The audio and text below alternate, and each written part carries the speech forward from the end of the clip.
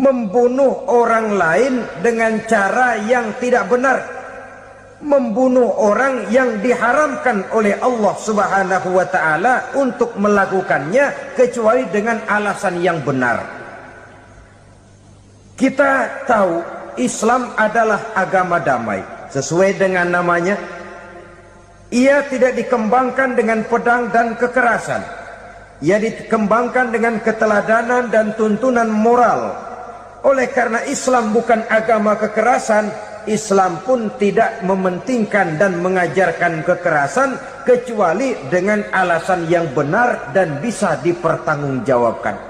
Membunuh dengan sengaja, menghilangkan nyawa orang lain tanpa alasan yang bisa dibenarkan adalah merupakan dosa besar dan satu di antara 7 perkara yang bisa mendatangkan kerusakan dalam kehidupan dan yang hendaknya harus kita jauhi.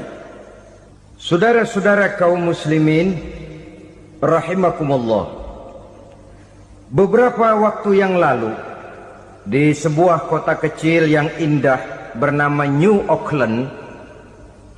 Saudara tahu New Auckland? Tuh dari Gunung Kidul masih ngidul lagi. Pernah diadakan satu seminar yang membicarakan bagaimana menyelamatkan masyarakat manusia dari bahaya Perang Dunia Ketiga. Diperkirakan kalau terjadi Perang Dunia Ketiga, manusia tidak akan tersisa. Sebab apa? Pada waktu itu cadangan nuklir yang dimiliki oleh bersama Amerika dan Rusia konon sudah sanggup memusnahkan 6 miliar manusia pada saat jumlah manusia baru 5 miliar. Jadi kelebihan nuklir dunia ini. Kalau terjadi Perang Dunia Ketiga, sulit manusia untuk tersisa. Maka dibahaslah di dalam seminar itu, wah, supaya tidak terjadi Perang Dunia Ketiga, maka perlombaan membuat senjata-senjata canggih, alat-alat pembunuh modern harus segera dibatasi. Dibahas, tidak mungkin kita membatasi perlombaan membuat senjata. Kenapa? Makin maju ilmu dan teknologi, makin canggih senjata yang ditemukan.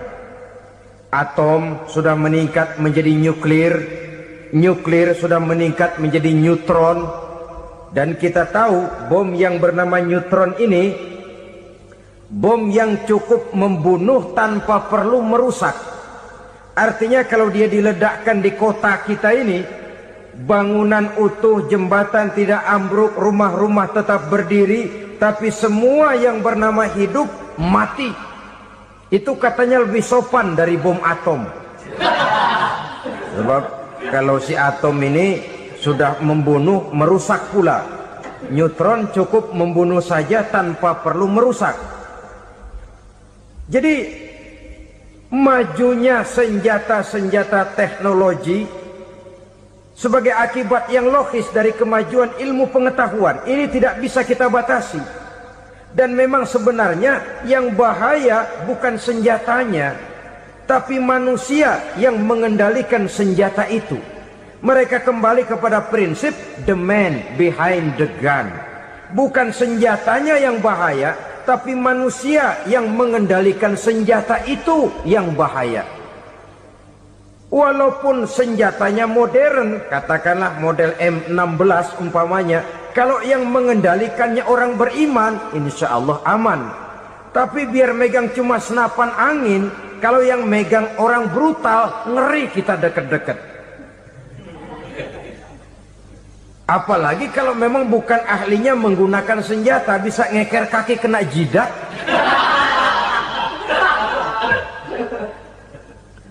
Mereka kembali kepada prinsip lama yang tetap baru. Bukan senjatanya yang harus dibatasi, manusia yang mengendalikan senjata itu yang perlu dibicarakan. Nah, kalau begitu, agar manusia tidak mempergunakan senjata sewenang-wenang, apa yang harus kita lakukan? Ya, manusianya harus bermoral. Ya, tapi moral yang mana? Di dunia ini banyak ajaran tentang moral. Itu pun mudah saja. Di sini kan kita undang saja ahli dari berbagai agama untuk membicarakan konsep perdamaian menurut agamanya masing-masing. Baik, setuju itu, setuju. Maka tampillah para ahli agama, mereka kembali kepada prinsip moral daripada konsep yang terkandung di dalam ajaran agama untuk menegakkan perdamaian. Mula-mula naiklah ahli dari agama Hindu, dibacakan konsep perdamaian menurut ajaran agama Hindu, bahwa untuk damai manusia harus meninggalkan nafsu keduniaannya, menempuh samsara dan sebagainya untuk mencapai nirwana, menjauhi kemegahan dan kemewahan dunia. Ini lalu dibahas, rasanya juga tidak mungkin ini. Kemudian dari agama Nasrani, bahwa untuk damai manusia harus menciptakan sifat kasih sayang. Kalau ditampar pipi kiri, berikan pipi yang kanan. Kalau diberikan selendang, berikan baju. Nanti orang kasihan, lalu dia tidak akan nampar lagi. Ketika ini dibahas, ternyata rasanya pun tidak mungkin bisa diterima. Karena apa? Di zaman sekarang orang ditampar pipi kiri, dikasih pipi kanan. Bukan kasihan, gemes. Damai belum tentu, bonyok udah jelas. Lalu ketika dibacakan konsep perdamaian menurut Quran, di mana disampaikan ayat wa jazaa'u sayyi'atin sayyi'atun misluha faman afa wa aslaha fa ajruhu 'ala Allah. Balasan terhadap satu kejahatan adalah kejahatan yang seimbang, tetapi barang siapa yang memberi maaf dan mencari jalan damai, itulah yang terbaik dan akan mendapat pahala dari Allah Subhanahu wa ta'ala. Kamu tidak salah ditampar pipi kirimu, tampar lagi pipi kirinya sekeras dia menampar pipi kirimu. Nanti orang tidak mau menampar kita karena dia tahu kalau dia tampar kita, dia akan menderita tamparan sekeras dia menampar kita. Akan terjadilah prinsip saling hormat menghormati, tidak saling ganggu, tidak saling usil, tidak saling jahil. Atas dasar ini perdamaian bisa ditegakkan. Mereka bisa menerima konsep ini, tapi kemudian seminar ditutup tanpa satu keputusan resmi. Kenapa? Terus terang mereka kagum dengan konsep Islam, tapi sentimen lama terhadap nilai-nilai Islam telah menutup mata mereka untuk menerima kebenaran dari ajaran Al-Quranul Karim. Saudara-saudara kaum muslimin rahimakumullah, kembali kita kepada persoalan pokok. Roh adalah dari Allah. Dia akan kembali kepada Allah, milik mutlak dari Allah. Tidak pantas kita merampasnya dari orang lain. Tidak wajar kita menghilangkannya tanpa alasan yang dibenarkan oleh agama. Di zaman sekarang, akibat persaingan hidup yang makin tajam, lapangan kerja yang makin sulit, tensi ekonomi yang makin tinggi, atau karena nilai moral yang makin rendah, atau juga karena rapuhnya pegangan orang kepada agama, nyawa rasanya sudah sedemikian murahnya. Berbagai kasus membuat berdiri bulu roma kita. Ada mayit, ada manusia dipotong 6, dicincang macam kambing. Ada yang dipotong 5, ada yang dipotong 13, dikardusin, dibuang ke tempat sampah. Inna lillahi wa inna ilaihi raji'un. Gejala apa ini? Kanibalisme. Manusia sudah demikian sadisnya, manusia sudah sedemikian buasnya, sehingga sesama manusia diperlakukan seperti hewan. Padahal hewan sendiri belum pernah macan makan macan, bagaimanapun buasnya macan. Belum pernah serigala memakan serigala, bagaimanapun brutalnya serigala. Tetapi manusia makan manusia di zaman sekarang kadang jadi kenyataan dalam kehidupan kita. Kadang persoalannya remeh saja. Soal uang 200 perak, pisau bicara, nyawa melayang. Soal rokok sebatang, celurit bicara, nyawa melayang. Soal-soal yang sama sekali tidak prinsip, begitu mudah kita menghilangkan nyawa orang lain. Padahal Nabi pernah memperingatkan, apabila dua orang muslim sudah berkelahi dan berbunuh-bunuhan, al-qatil wal maqtul finnar, yang membunuh dan yang terbunuh dua-duanya neraka. Sahabat heran, ya Rasul, kalau yang membunuh masuk neraka itu sih wajar, tapi yang terbunuh kenapa neraka juga? Beliau menjawab, dua-duanya sudah punya niat untuk saling membunuh. Niatnya itu yang diponten. Yang terbunuh cuman lagi apes aja keduluan dia. Umpama tidak terbunuh, pasti dia yang akan membunuh. Oleh karenanya al-qatil wal maktul, yang membunuh dan yang dibunuh finnar, dua-duanya masuk ke dalam neraka. Islam menghormati kehidupan, tidak hanya terbatas kepada sesama muslim, orang-orang yang berlainan agama pun yang mau hidup berukun, damai, berdampingan dengan umat Islam, jiwa mereka, darah mereka dilindungi oleh nilai-nilai Islam yang disebut dengan kafir zimmi ini. Mengganggu mereka sama saja dengan mengganggu aku, kata Nabi. Jadi oleh karena itu, sayangilah sesama. Kehidupan adalah anugerah Allah, bukan wewenang kita untuk mencabutnya dari orang lain, bukan wewenang kita untuk merampas dan menghilangkannya dari orang lain. Apa yang tidak enak terjadi pada diri kita, begitu pula lah apabila terjadi pada diri orang lain. Sehingga Nabi mengatakan, la yu'minu ahadukum hatta yuhibba li akhihi ma yuhibbu li nafsihi. Belum dikatakan beriman seseorang kamu apabila dia belum mencintai saudaranya seperti ia mencintai dirinya sendiri. Apa yang enak dirasakan oleh orang lain, enak juga dirasakan oleh dia. Mengukur orang lain dengan diri sendiri. Kalau orang lain tanpa salah saya fitnah, kalau saya tanpa salah difitnah orang, enak apa enggak? Enggak, orang lain juga begitu. Kalau orang lain tanpa salah saya tempeleng kepalanya, enak apa tidak? Tidak. Orang lain juga begitu. Yang tidak enak terjadi pada diri kita, tentu tidak enak juga kalau terjadi pada orang lain. Mengukur orang lain dengan diri sendiri, sehingga tidak timbul sifat egois, tidak menari di atas bangkai orang lain, tidak mendirikan kebahagiaan di atas untayan air mata orang lain. Sehingga dengan demikian saudara-saudara, dia bisa menghormati kehidupan, menghormati orang lain sebagaimana dia ingin dihormati. Untuk menghancurkan nilai-nilai iman, dibanjiri kita dengan paham-paham yang merusak dan mendangkalkan akidah, baik ia bernama materialisme, baik ia bernama sekularisme, baik ia bernama banjirnya maksiat dan munkarat, baik ia bernama banjirnya peradaban dan kebudayaan yang menghancurkan moral daripada anak-anak kita. Sedikit demi sedikit melenturkan dan melunturkan nilai-nilai keimanan kita, untuk kemudian pada waktunya nilai iman itu akan bertukar dan berganti menjadi nilai syirik kepada Allah Subhanahu wa ta'ala. Atau pada sisi lain, menjadikan yang selain Allah sebagai tujuan akhir daripada kehidupan kita. Sedangkan kita sama-sama maklum bahwa di dalam pandangan agama Islam, dosa yang tidak berampun, dosa yang terbesar, termasuk dalam kategori bapak moyangnya dosa, tidak lain adalah syirik, yakni menyekutukan Allah Subhanahu wa ta'ala.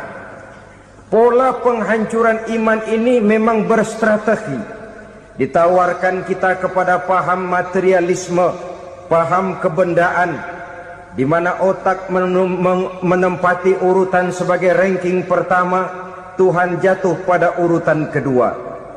Lalu menyusul kepada paham sekularisme, Allah dipisahkan dari seluruh kegiatan hidup ini, untuk pada gilirannya menjadikan yang selain Allah sebagai tujuan akhir daripada seluruh kegiatan hidup kita. Oleh karenanya, kewajiban menjaga nilai-nilai iman ini merupakan kewajiban yang mulia tetapi berat, tidak hanya untuk kita, tetapi juga bagaimana mewariskannya kepada anak-anak kita, generasi yang akan datang.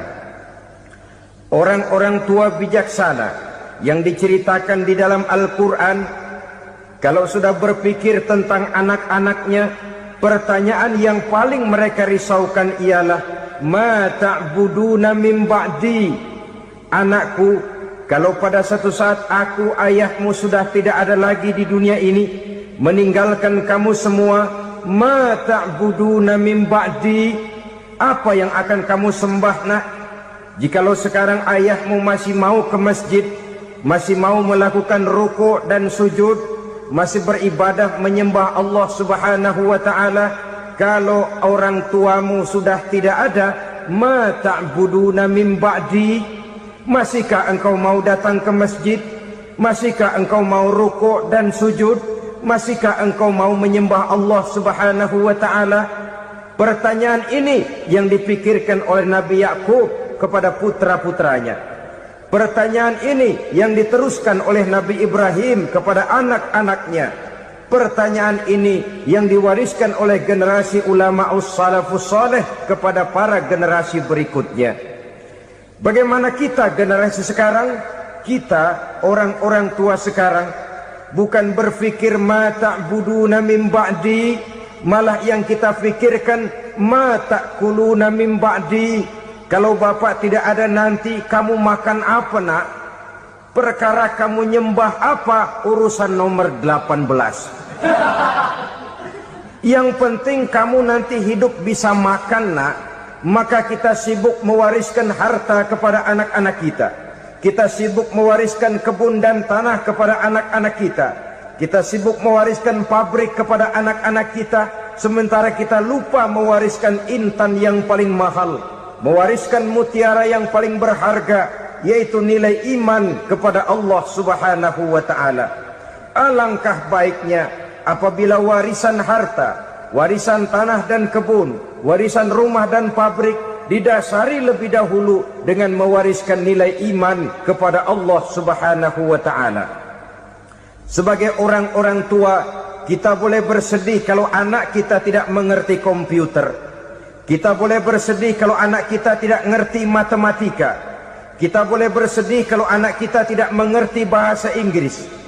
Tapi sewajarnya lebih bersedihlah kita orang tua jikalau mempunyai anak yang tidak kenal Allah sebagai Tuhannya, yang kemudian tidak mau rukuk dan sujud kepada Allah Tuhannya. Itulah kemalangan yang paling malang bila kita meninggalkan generasi yang tidak bertauhid kepada Allah Subhanahu wa ta'ala. Betapapun anak kita tidak ngerti komputer, saudara, paling-paling kerugiannya cuma kerugian dunia. Masuk dia ke alam barzakh, munkar nakir tidak akan sempat tanya kau belajar komputer apa tidak. Kumpul dia di padang mahsyar, malaikat juga tidak akan tanya matematikamu nilainya berapa. Yang ditanya kau kenal Allah, kau rukuk dan sujud kepadanya, kau pernah datang ke masjid. Oleh karena itu sekali lagi, menjaga nilai iman tidak hanya untuk kita, tetapi juga mewariskannya kepada anak-anak kita, generasi yang akan datang. Sungguh kemalangan yang paling besar apabila kita meninggalkan anak-anak kita. Mereka kita tinggalkan lemah ekonominya, itu tidak baik. Mereka kita tinggalkan lemah otaknya, itu pun akan membuat mereka tertinggal oleh yang lain. Tapi yang paling celaka, jikalau kita tinggalkan mereka dalam kondisi lemah imannya, rapuh akidahnya, tidak baik dan tidak betul keyakinan hidupnya. Oleh karena itu Nabi berpesan, jauhilah 7 perkara yang merusak. Yang pertama, syirik kepada Allah Subhanahu wa ta'ala. Menyekutukan Allah baik dalam ucapan, dalam keyakinan, ataupun dalam perbuatan. Ini perkara pertama yang termasuk 7 perusak besar di dalam kehidupan. Kalau sudah jatuh kita ke lembah syirik, bagaimanapun banyak kebaikan yang kita kerjakan, berjiwa sosial, bertangan pemurah, gemar menolong orang lain, kalau memang dasarnya syirik, maka seluruh kebaikan kita akan hancur, tidak akan ada nilainya dalam pandangan Allah Subhanahu wa ta'ala. Dalam pandangan manusia, mungkin kita dicatat sebagai orang sosial, gemar menolong orang lain, tidak berpangku tangan melihat orang yang mendapat kesulitan, tapi oleh karena dasarnya syirik, dasarnya tidak mentauhidkan Allah, maka seluruh nilai kebaikan yang kita kerjakan tidak akan ada nilainya dalam pandangan Allah Subhanahu wa ta'ala. Maka jagalah iman kita jangan sampai dihinggapi penyakit syirik yang bagaimana kecilnya sekalipun. Sekali lagi, baik syirik dalam bentuk ucapan, syirik dalam bentuk keyakinan, sampai kepada syirik dalam bentuk perbuatan, kita berhindar kepada sifat-sifat yang sedemikian itu. Karena apa? Dalam satu ayat Quran Allah Subhanahu wa ta'ala menjelaskan, innallaha la yaghfiru ayyushraka bih wa yaghfiru ma duna dzalika liman yasha. Allah tidak akan memberi ampun kepada orang-orang yang menyekutukannya, tapi Allah masih mau memberikan ampun kepada dosa-dosa yang selain itu bagi orang-orang yang dikehendakinya.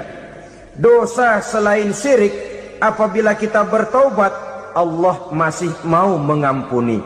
Tapi kalau sudah jatuh ke tempat syirik, itu sudah dosa yang tidak berampun. Taubatnya tidak lain melepas syirik, kembali kepada tauhid, berkeyakinan bahwa hanya ada Allah Subhanahu wa ta'ala, Tuhan satu-satunya yang lam yalid walam yulad walam yakul lahu kufuwan ahad.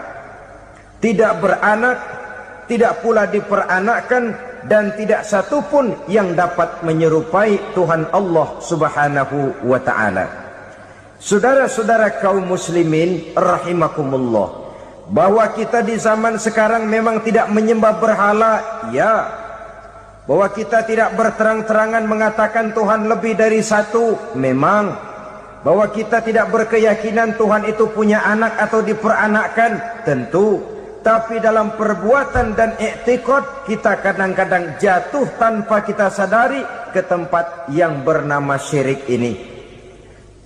Oleh karenanya, di zaman di mana teknologi makin canggih, di mana kemajuan pembangunan makin menjangkau berbagai aspek kehidupan, diperlukan keseimbangan antara kemajuan fisik material dengan kemajuan mental spiritual. Apabila tidak ada keseimbangan, yang terwujud tentulah kepincangan, yang diawali dengan pincangnya cara kita berpikir, sehingga pada akhirnya akan mengarah kepada pincangnya cara kita berbuat dan bertindak di dalam kehidupan kita.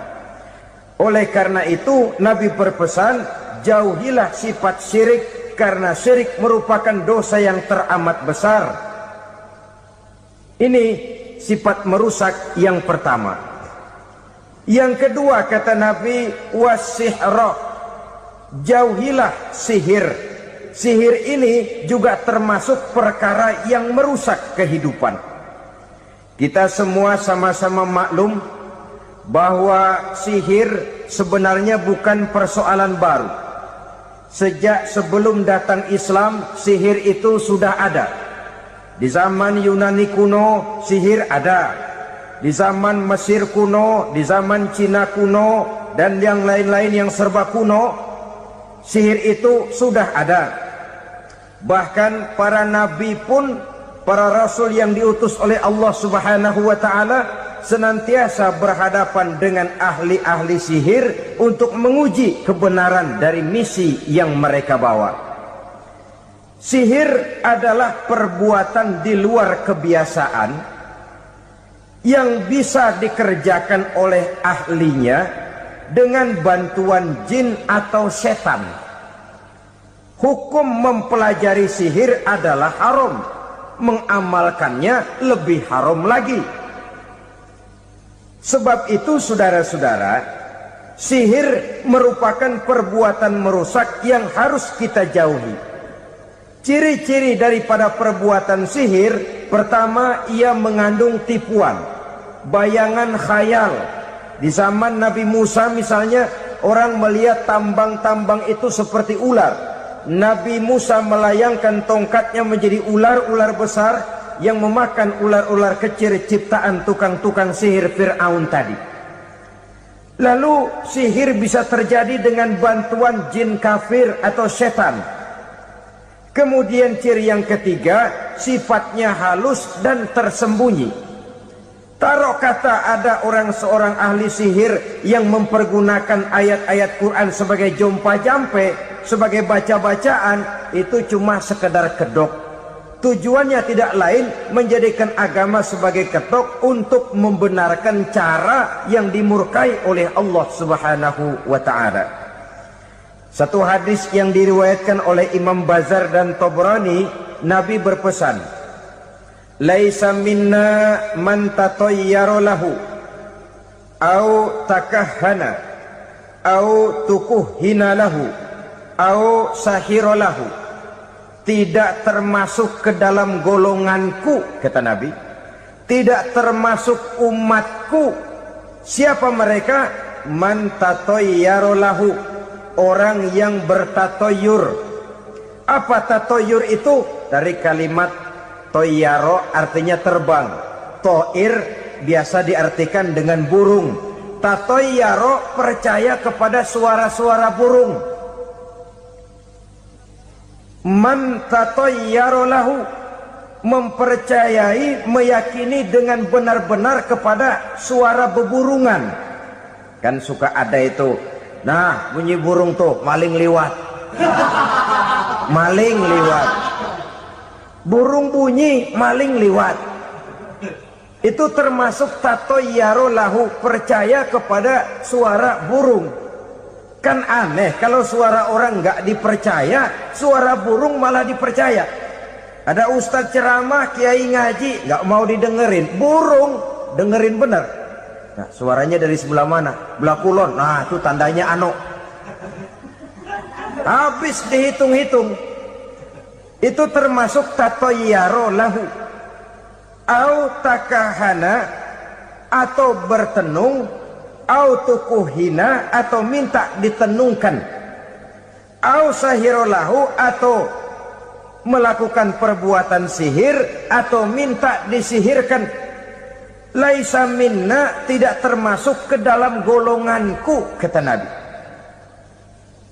Sehingga dengan demikian saudara-saudara, menghadapi sihir dengan sihir sekalipun termasuk perbuatan yang tidak diajarkan oleh agama. Kita kan mempelajari sihir untuk jaga diri. Tidak apa-apa, yang dilarang mengamalkannya, dilarang juga mempelajarinya. Sebab orang kalau sudah mengetahui, biasanya lalu terangsang untuk mencoba. Kalau percobaannya berhasil, biasanya terangsang untuk coba lagi dan coba lagi. Pada akhirnya ketagihan, lalu beralih menjadi profesi, apalagi itu nanti bisa mendatangkan hasil uang. Saudara-saudara kaum muslimin rahimakumullah, kita manusia makhluk nyata. Kita hidup di alam nyata, terikat oleh sunnatullah, causality.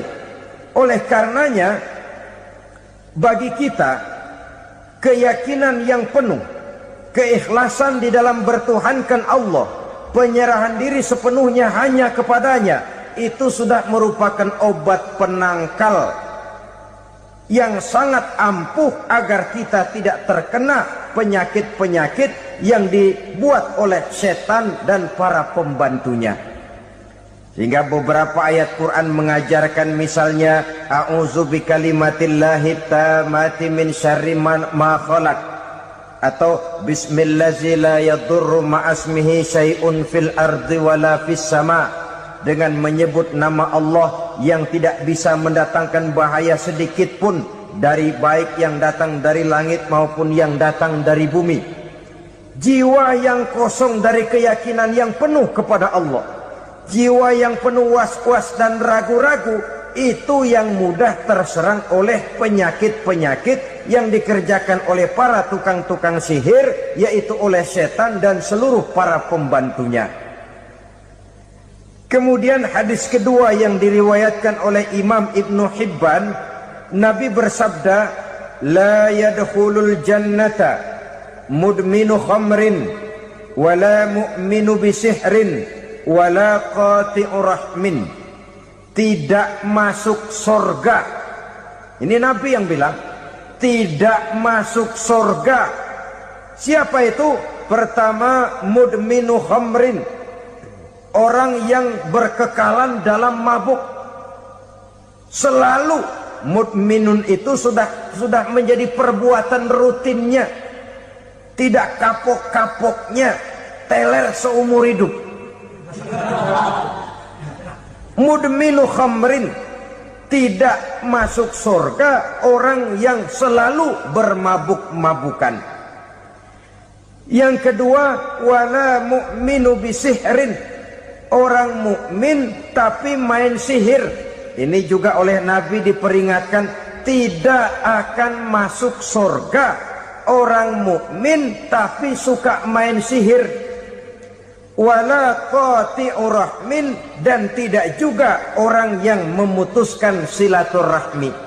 3 macam manusia yang diperingatkan Nabi tidak akan masuk surga: orang yang selalu mabuk, orang mukmin yang main sihir, dan orang yang memutuskan silaturahmi. Saudara-saudara kaum muslimin rahimakumullah. Lalu orang berkata, kenapa dilarang kita bersihir? Padahal Rasul sendiri kan punya mukjizat. Nah, kita memang harus membedakan antara mukjizat dengan sihir. Dalam kehidupan agama kita kenal ada yang namanya mukjizat, ada yang namanya karomah atau keramat biasa diucapkan, ada yang namanya maunah, ada yang namanya irhas, ada juga yang namanya sihir. Kesemuanya ini berbeda, saudara-saudara. Yang dinamakan mukjizat itu khusus untuk para rasul saja. Satu kejadian luar biasa yang terjadi dilakukan oleh rasul atas izin dari Allah Subhanahu wa taala. Perbedaannya dengan sihir jelas. Sihir dari setan, mukjizat dari Allah. Sihir bisa dipelajari, mukjizat tidak. Sihir umumnya untuk maksud-maksud yang tidak baik, sedangkan mukjizat untuk memperkuat kebenaran yang disampaikan oleh para rasul dan ditentang oleh umatnya. Bahkan kafir Quraisy dahulu menganggap orang-orang ahli sihir itu berada dalam satu posisi yang hina, sehingga mereka mengatakan dan menuduh Nabi Muhammad sebagai tukang sihir. Tuduhan sebagai tukang sihir adalah tuduhan yang sangat aib dan hina. Di tengah masyarakat kufar jahiliyah, kedudukan tukang sihir dipandang sebagai kedudukan yang hina, sehingga mereka mengejek Nabi dengan sebutan tukang sihir. Jadi mukjizat hanya untuk Rasul saja. Kemudian karomah.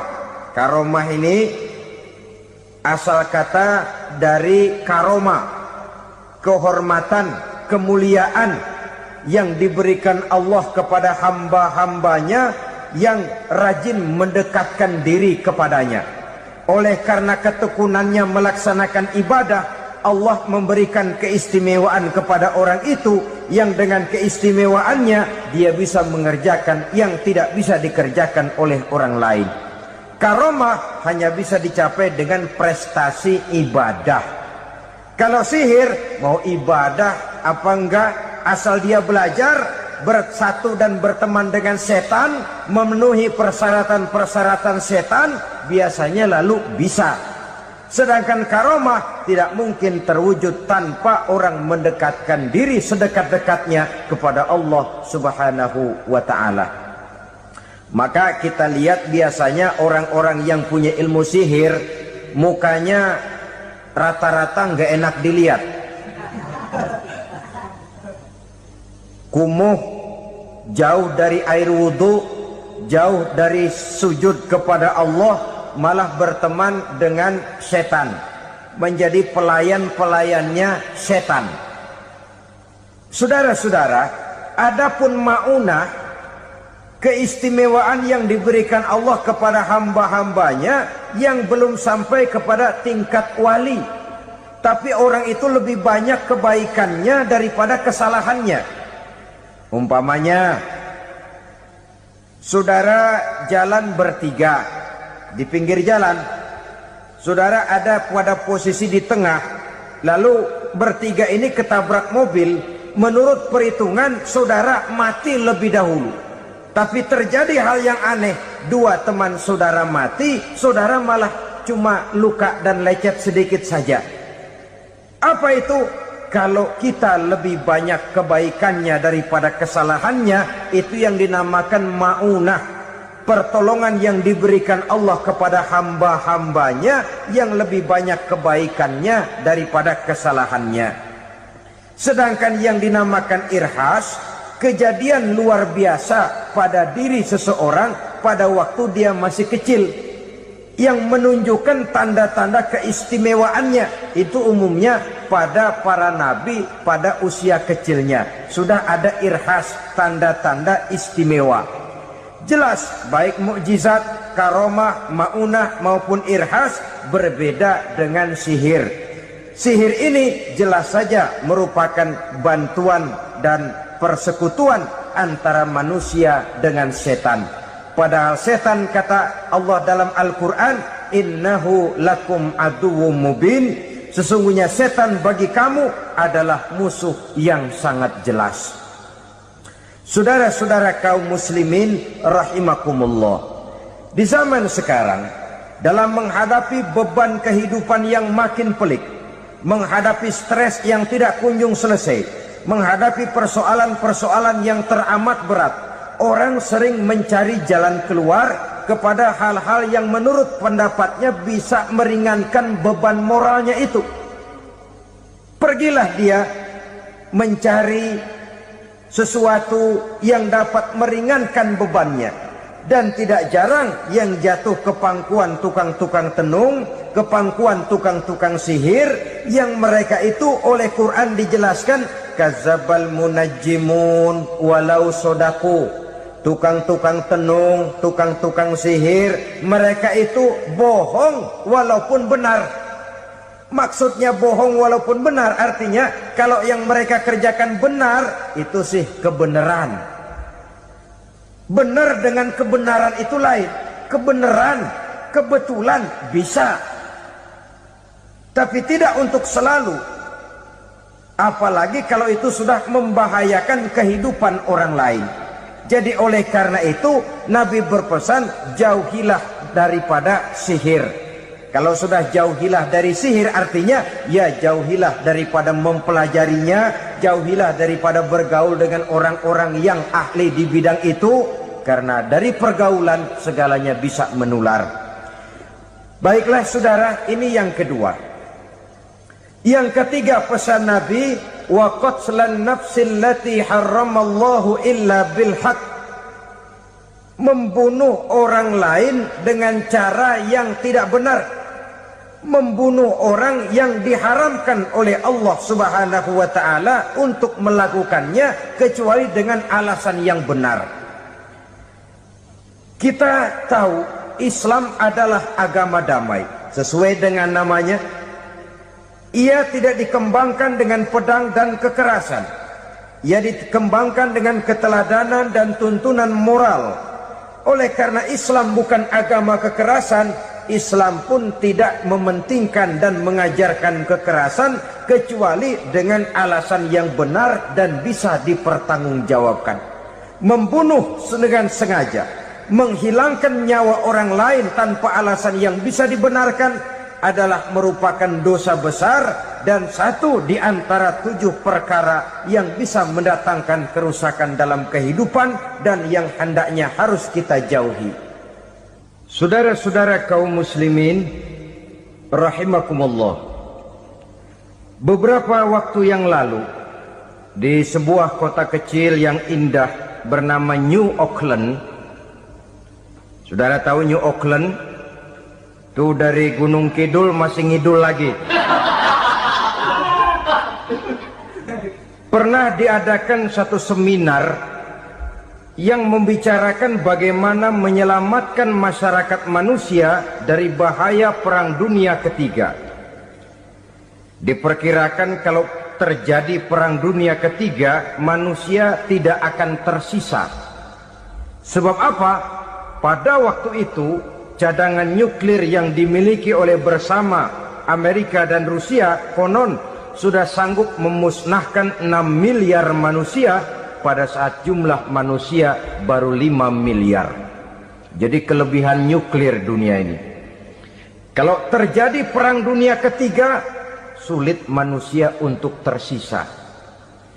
Maka dibahaslah di dalam seminar itu, wah, supaya tidak terjadi perang dunia ketiga, maka perlombaan membuat senjata-senjata canggih, alat-alat pembunuh modern harus segera dibatasi.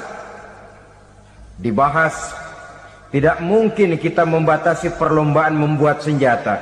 Kenapa? Makin maju ilmu dan teknologi, makin canggih senjata yang ditemukan. Atom sudah meningkat menjadi nuklir, nuklir sudah meningkat menjadi neutron, dan kita tahu bom yang bernama neutron ini bom yang cukup membunuh tanpa perlu merusak. Artinya kalau dia diledakkan di kota kita ini, bangunan utuh, jembatan tidak ambruk, rumah-rumah tetap berdiri, tapi semua yang bernama hidup mati. Itu katanya lebih sopan dari bom atom. Sebab kalau si atom ini sudah membunuh, merusak pula. Neutron cukup membunuh saja tanpa perlu merusak. Jadi majunya senjata-senjata teknologi sebagai akibat yang logis dari kemajuan ilmu pengetahuan ini tidak bisa kita batasi. Dan memang sebenarnya yang bahaya bukan senjatanya, tapi manusia yang mengendalikan senjata itu. Mereka kembali kepada prinsip the man behind the gun.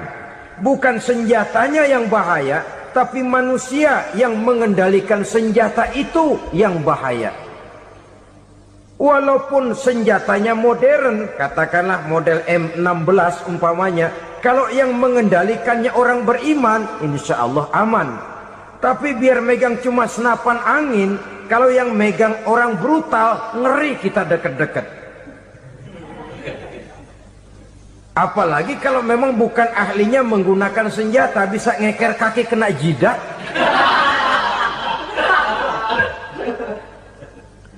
Mereka kembali kepada prinsip lama yang tetap baru. Bukan senjatanya yang harus dibatasi, manusia yang mengendalikan senjata itu yang perlu dibicarakan. Nah, kalau begitu, agar manusia tidak mempergunakan senjata sewenang-wenang, apa yang harus kita lakukan? Ya, manusianya harus bermoral. Ya, tapi moral yang mana? Di dunia ini banyak ajaran tentang moral. Itu pun mudah saja. Di sini kan kita undang saja ahli dari berbagai agama untuk membicarakan konsep perdamaian menurut agamanya masing-masing. Baik, setuju itu? Setuju. Maka tampillah para ahli agama, mereka kembali kepada prinsip moral daripada konsep yang terkandung di dalam ajaran agama untuk menegakkan perdamaian. Mula-mula naiklah ahli dari agama Hindu, dibacakan konsep perdamaian menurut ajaran agama Hindu, bahwa untuk damai manusia harus meninggalkan nafsu keduniaannya, menempuh samsara dan sebagainya untuk mencapai nirwana, menjauhi kemegahan dan kemewahan dunia. Ini lalu dibahas, rasanya juga tidak mungkin ini. Kemudian dari agama Nasrani, bahwa untuk damai manusia harus menciptakan sifat kasih sayang. Kalau ditampar pipi kiri, berikan pipi yang kanan. Kalau diberikan selendang, berikan baju. Nanti orang kasihan, lalu dia tidak akan nampar lagi. Ketika ini dibahas, ternyata rasanya pun tidak mungkin bisa diterima. Karena apa? Di zaman sekarang orang ditampar pipi kiri, dikasih pipi kanan. Bukan kasihan, gemes. Damai belum tentu, bonyok udah jelas. Lalu ketika dibacakan konsep perdamaian menurut Quran, di mana disampaikan ayat wa jazaa'u sayyi'atin sayyi'atun misluha faman afa wa aslaha fa ajruhu 'ala Allah. Balasan terhadap satu kejahatan adalah kejahatan yang seimbang. Tetapi barang siapa yang memberi maaf dan mencari jalan damai, itulah yang terbaik dan akan mendapat pahala dari Allah Subhanahu wa ta'ala. Kamu tidak salah ditampar pipi kirimu, tampar lagi pipi kirinya sekeras dia menampar pipi kirimu. Nanti orang tidak mau menampar kita karena dia tahu kalau dia tampar kita, dia akan menderita tamparan sekeras dia menampar kita. Akan terjadilah prinsip saling hormat menghormati, tidak saling ganggu, tidak saling usil, tidak saling jahil. Atas dasar ini perdamaian bisa ditegakkan. Mereka bisa menerima konsep ini, tapi kemudian seminar ditutup tanpa satu keputusan resmi. Kenapa? Terus terang mereka kagum dengan konsep Islam, tapi sentimen lama terhadap nilai-nilai Islam telah menutup mata mereka untuk menerima kebenaran dari ajaran Al-Quranul Karim. Saudara-saudara kaum muslimin rahimakumullah, kembali kita kepada persoalan pokok. Roh adalah dari Allah. Dia akan kembali kepada Allah, milik mutlak dari Allah. Tidak pantas kita merampasnya dari orang lain. Tidak wajar kita menghilangkannya tanpa alasan yang dibenarkan oleh agama. Di zaman sekarang, akibat persaingan hidup yang makin tajam, lapangan kerja yang makin sulit, tensi ekonomi yang makin tinggi, atau karena nilai moral yang makin rendah, atau juga karena rapuhnya pegangan orang kepada agama, nyawa rasanya sudah sedemikian murahnya. Berbagai kasus membuat berdiri bulu roma kita. Ada mayit, ada manusia dipotong 6, dicincang macam kambing. Ada yang dipotong 5, ada yang dipotong 13, dikardusin, dibuang ke tempat sampah. Inna lillahi wa inna ilaihi raji'un. Gejala apa ini? Kanibalisme. Manusia sudah demikian sadisnya, manusia sudah sedemikian buasnya, sehingga sesama manusia diperlakukan seperti hewan. Padahal hewan sendiri belum pernah macan makan macan, bagaimanapun buasnya macan. Belum pernah serigala memakan serigala, bagaimanapun brutalnya serigala. Tetapi manusia makan manusia di zaman sekarang kadang jadi kenyataan dalam kehidupan kita. Kadang persoalannya remeh saja. Soal uang 200 perak, pisau bicara, nyawa melayang. Soal rokok sebatang, celurit bicara, nyawa melayang. Soal-soal yang sama sekali tidak prinsip, begitu mudah kita menghilangkan nyawa orang lain. Padahal Nabi pernah memperingatkan, apabila dua orang muslim sudah berkelahi dan berbunuh-bunuhan, al-qatil wal maktul finnar, yang membunuh dan yang terbunuh dua-duanya neraka. Sahabat heran, ya Rasul, kalau yang membunuh masuk neraka itu sih wajar, tapi yang terbunuh kenapa neraka juga? Beliau menjawab, dua-duanya sudah punya niat untuk saling membunuh. Niatnya itu yang diponten. Yang terbunuh cuman lagi apes aja, keduluan dia. Umpama tidak terbunuh, pasti dia yang akan membunuh. Oleh karenanya al-qatil wal maktul, yang membunuh dan yang dibunuh finnar, dua-duanya masuk ke dalam neraka. Islam menghormati kehidupan. Tidak hanya terbatas kepada sesama muslim, orang-orang yang berlainan agama pun yang mau hidup berukun, damai, berdampingan dengan umat Islam, jiwa mereka, darah mereka dilindungi oleh nilai-nilai Islam yang disebut dengan kafir zimmi ini. Mengganggu mereka sama saja dengan mengganggu aku, kata Nabi. Jadi oleh karena itu, sayangilah sesama. Kehidupan adalah anugerah Allah, bukan wewenang kita untuk mencabutnya dari orang lain, bukan wewenang kita untuk merampas dan menghilangkannya dari orang lain. Apa yang tidak enak terjadi pada diri kita, begitu pula lah apabila terjadi pada diri orang lain. Sehingga Nabi mengatakan, la yu'minu ahadukum hatta yuhibba li akhihi ma yuhibbu li nafsihi. Belum dikatakan beriman seseorang kamu apabila dia belum mencintai saudaranya seperti ia mencintai dirinya sendiri. Apa yang enak dirasakan oleh orang lain, enak juga dirasakan oleh dia. Mengukur orang lain dengan diri sendiri. Kalau orang lain tanpa salah saya fitnah, kalau saya tanpa salah difitnah orang, enak apa enggak? Enggak, orang lain juga begitu. Kalau orang lain tanpa salah saya tempeleng kepalanya, enak apa tidak? Tidak. Orang lain juga begitu. Yang tidak enak terjadi pada diri kita, tentu tidak enak juga kalau terjadi pada orang lain. Mengukur orang lain dengan diri sendiri, sehingga tidak timbul sifat egois, tidak menari di atas bangkai orang lain, tidak mendirikan kebahagiaan di atas untayan air mata orang lain. Sehingga dengan demikian saudara-saudara, dia bisa menghormati kehidupan, menghormati orang lain sebagaimana dia ingin dihormati. Inilah perbuatan ketiga yang merusak, membunuh orang lain dengan yang diharamkan Allah tanpa alasan yang benar. Yang ketiga. Kemudian yang keempat, perbuatan merusak wa aklar riba, makan riba. Hidup adalah tolong menolong. Bahasa kerennya take and give katanya. Saling memberi dan saling menerima. Nabi mengajarkan man kuraba kurbatan min kurabid dunia karaballahu lahu kurbatan min kurabi yaumal qiyamah wallahu fi aunil abdi madamal abdu fi auni akhihi. Siapa yang meringankan beban dari beban-beban yang dirita seseorang di dalam kehidupan dunia, Allah akan meringankan bebannya daripada beban-beban yang harus dipikulnya di hari kiamat nanti. Wallahu fi aunil abdi madamal abdu fi auni akhihi. Allah senantiasa akan menolong seorang hamba selama hamba itu masih mau menolong saudaranya. Allah selalu akan menolong seorang hamba selama hamba itu masih mau menolong saudaranya.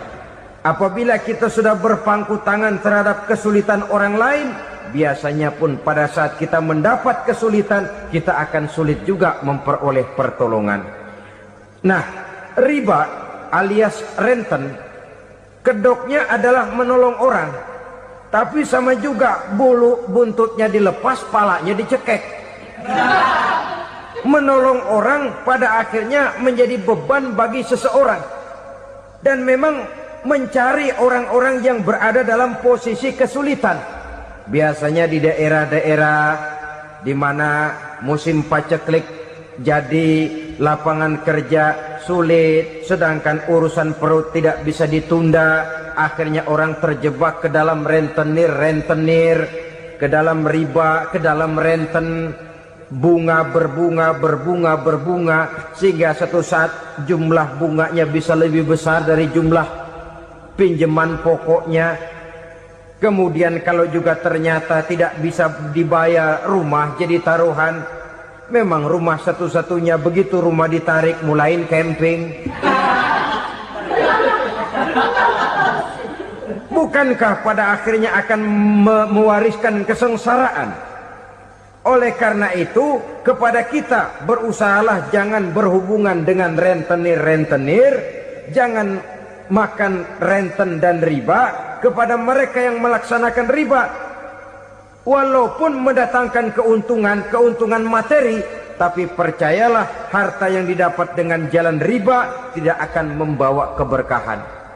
Manakala tidak membawa keberkahan, dia tidak akan mendatangkan ketenangan di dalam kehidupan kita.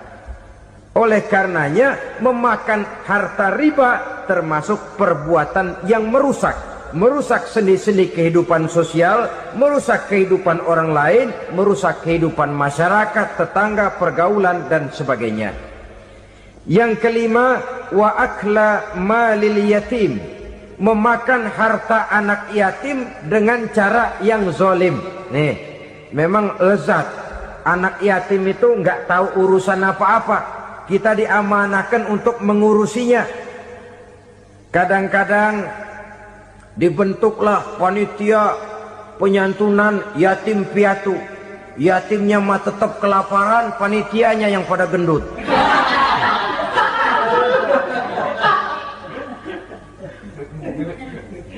Padahal memakan harta anak yatim termasuk perbuatan dosa besar, dan menjantuni yatim merupakan perbuatan mulia.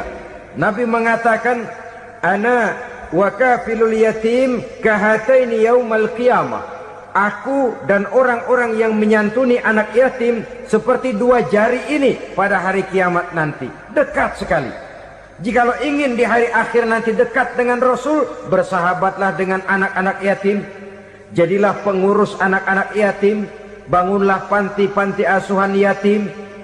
Pada saat bapak ibunya meninggal, kitalah yang menjadi orang tuanya. Bahkan sedemikian besar perhatian Islam terhadap anak-anak yatim ini, sehingga Quran memberikan peringatan, ara'aital ladzi yukadzibu bid-din fadzalikal ladzi yad'ul yatim wa la yahuddu ala ta'amil miskin. Tahukah kamu siapa orang yang mendustakan agama, beragama tapi dianggap dusta, salatnya dusta, puasanya dusta karena agamanya sudah berdusta. Siapa mereka? Fadzalikal ladzi yad'ul yatim, orang yang menyia-nyiakan anak yatim, wala yahuddu ala ta'amil miskin, dan tidak pernah memberi makan kepada orang-orang yang menderita kemiskinan. Menyia-nyiakan, meninggalkan anak yatim termasuk perbuatan yang divonis kita sebagai orang yang mendustakan agama. Saudara-saudara kaum muslimin rahimakumullah, maka sangat dicela mengeksploitir anak-anak yatim, menjadikan mereka sebagai kedok untuk mencari kekayaan pribadi. Tetapi jikalau ikhlas, ganjarannya sangat besar, nilai pahalanya sangat besar. Menyantuni yatim tidak hanya setahun sekali.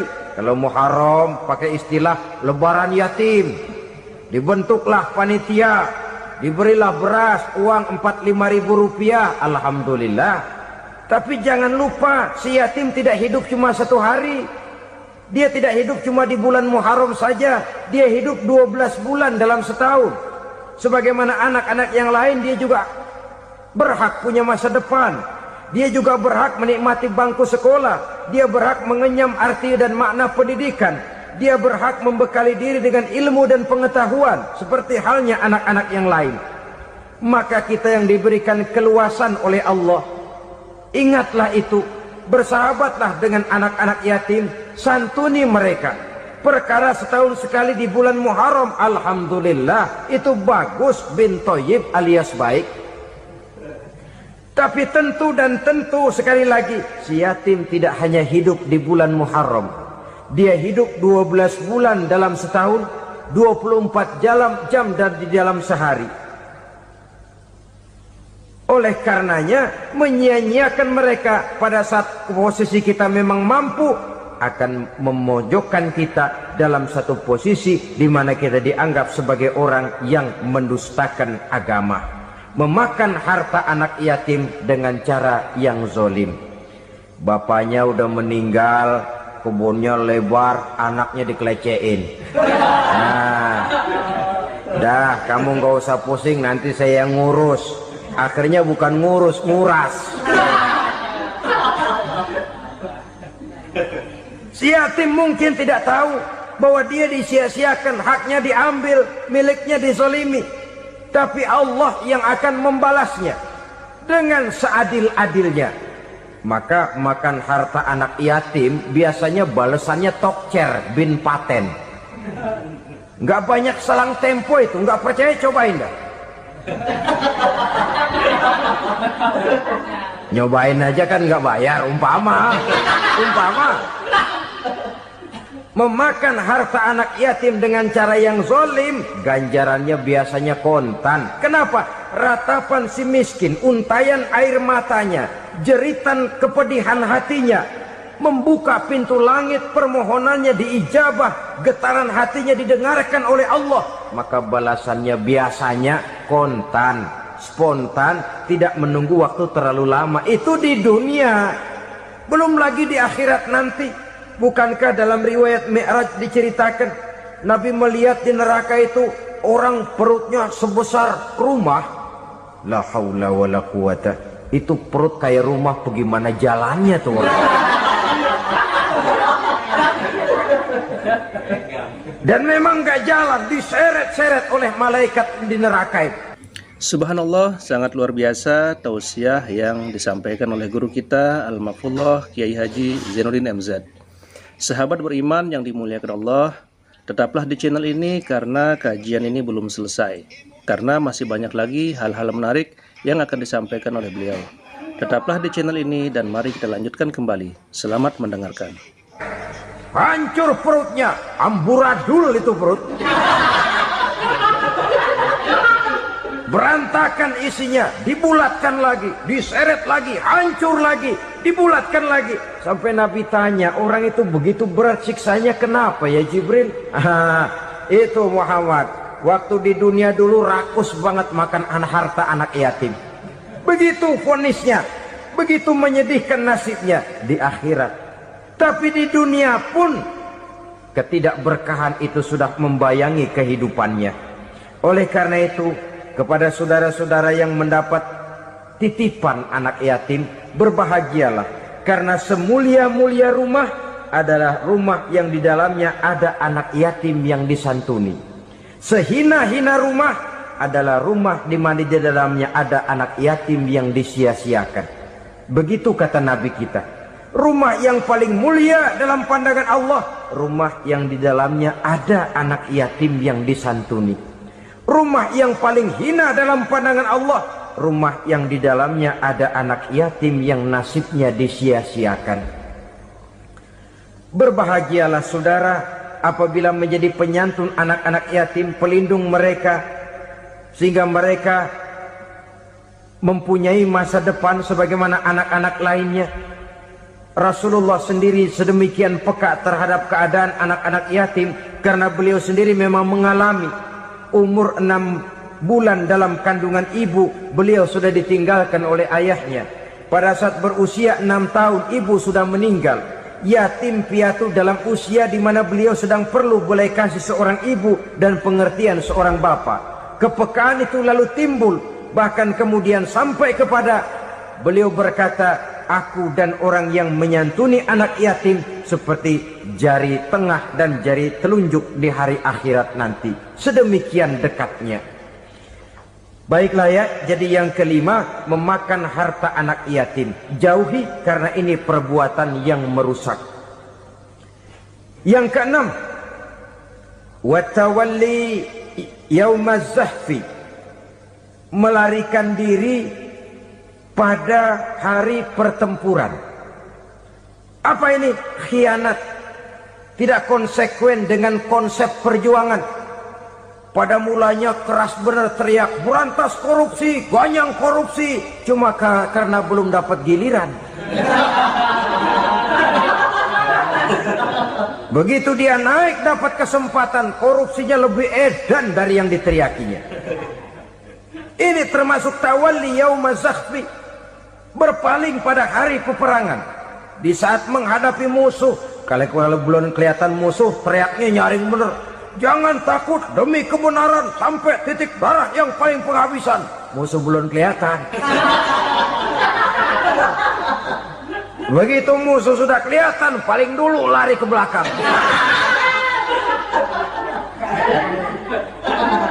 Kalau diajak berjuang ada saja alasannya. Sehingga Quran memberikan peringatan kepada kita semua. Mengapa kamu ini berat? Kalau sudah diajak berjuang di jalan Allah, kakimu seperti terhunjam berakar di perut bumi. Berat untuk melangkah berjuang. Lari dari pertempuran tidak konsekuen dengan konsepsi perjuangan. Mau enaknya saja. Dalam kondisi yang sulit lalu berpangku tangan.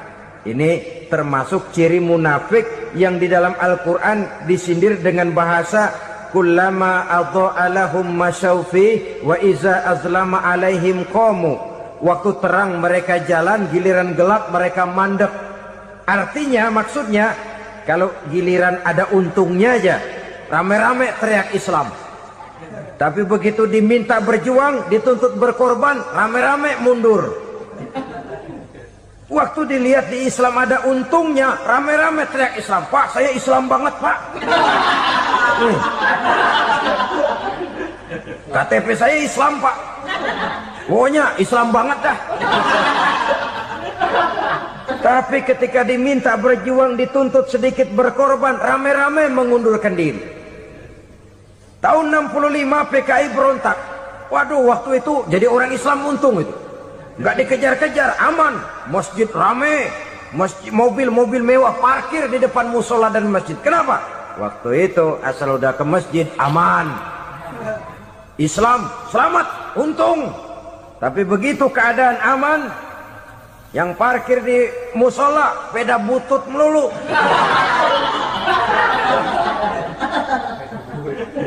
Waktu terang mereka jalan, waktu gelap mereka berhenti. Dikala di Islam ada untungnya, baru wah Islam bagus, Islam hebat. Tapi waktu dilihat ada kerugian, jangan bawa-bawa Islam dah. Jangan bicara soal Islam, ini kan bukan soal agama. Bukan soal agama. La haula wa la quwata illa billah. Beragama kita ambil talfiq fid din, mengambil yang enteng-enteng saja dalam urusan beragama ini. Tidak konsekuen kita dengan Islam kita. Seolah kita mau memilih mana yang terasa cocok sama selera kita, kita teriak Islam. Beratan aja dikit, rame-rame berpaling. Alhamdulillahirrabbilalamin. Demikian kajian yang sangat luar biasa yang sudah disampaikan oleh guru kita Al-Maghfurullah Kiai Haji Zainuddin MZ. Sahabat beriman yang dimuliakan Allah, mari kita doakan guru kita, semoga beliau diampuni segala dosa-dosanya dan dilapangkan kuburnya. Dan buat sahabat semua yang sudah menyimak tausiah ini sampai selesai, saya ucapkan terima kasih banyak. Doa dan harapan saya semoga sahabat semua selalu diberikan kesehatan, dimudahkan segala urusannya, dan dilancarkan rezekinya. Amin ya rabbal alamin. Demikian yang dapat saya bagikan, kurang lebihnya mohon maaf. Wabillahi taufiq wal hidayah, waridha wal inayah. Wassalamualaikum warahmatullahi wabarakatuh. Setelah kita mendengarkan bersama tausiah fenomenal yang sudah disampaikan oleh guru kita Al-Maghfurullah Kiai Haji Zainuddin MZ, sekarang mari kita lanjutkan aktivitas kita masing-masing. Doa dan harapan saya semoga sahabat semua selalu diberikan kesehatan, kemudahan, dan dilancarkan rezekinya. Amin ya rabbal alamin. Sampai bertemu lagi di kajian berikutnya. Assalamualaikum.